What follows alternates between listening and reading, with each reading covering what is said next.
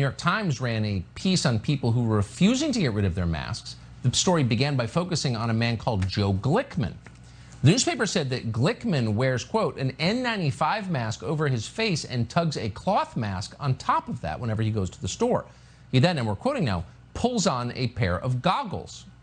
Joe Glickman has been vaccinated. He's also had the coronavirus, so he has natural antibodies, which are more effective than the vaccine. And yet he still plans to wear his multiple face coverings for at least the next 5 years. Now, we're not mocking him. Obviously, our hearts go out to him. The problem is there are a lot of people like him in the country, and what do we do about it? Brit Hume is Fox's senior political analyst. He joins us now. Brit, thanks so much for coming on. Again, just to be clear, we're talking about people who have either been vaccinated or recovered from corona and have levels of antibodies in their system that protect them from reinfection, as those antibodies do, and yet they're still wearing masks. What do you make of this?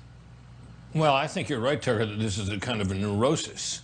But I think one thing that has contributed to it unquestionably has been the early going messaging on this and the way it is and the way the whole coverage of this issue has been done by the media.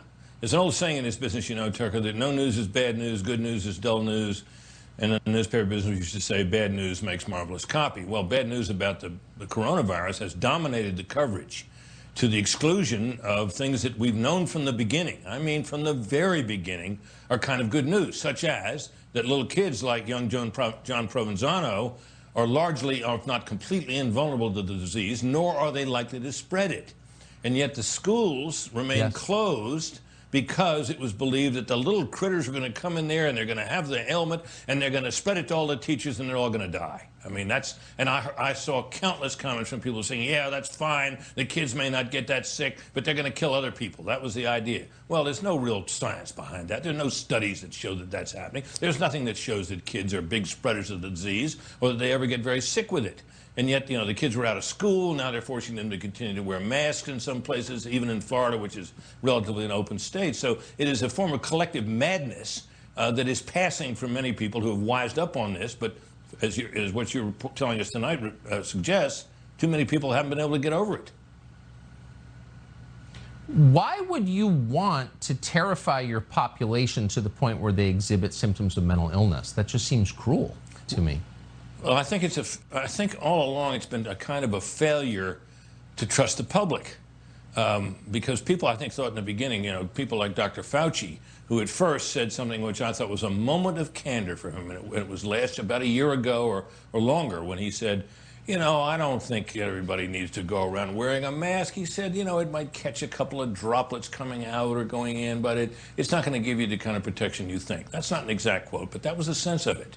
I think he was right the first time. Yes. I don't think these masks do very much good, but they make people feel as if they do. And of course, he later bought into the cause wholeheartedly and has been advocating wearing a mask to a fairly well. But I think what happened after that was when the thing began to spread, that they were afraid that people couldn't handle the truth. So they told them to wear masks. And you know, after having told them not to, because you know, I think that was what was considered a noble lie, because you're going to cause the PPE, the masks and the other devices to be in short supply, and then hospital workers wouldn't get them, and nurses and doctors would be in danger of being infected and all that.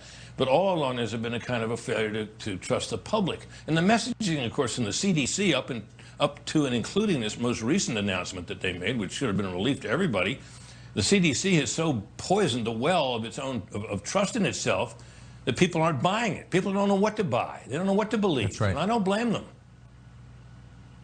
No, I agree completely. They act as if there's no cost to hiding your face from your fellow man. There's a huge cost. Yeah, and you think of that little kid and what he's been through, and think of the girl. Think of the girl in the track meet who collapsed at the end of it because she ran a race wearing a mask outdoors. I mean, all that all along was insane, and we basically have known that from the beginning, and here we are. That's such a great point, as always. Brit Hume, thank you. You bet.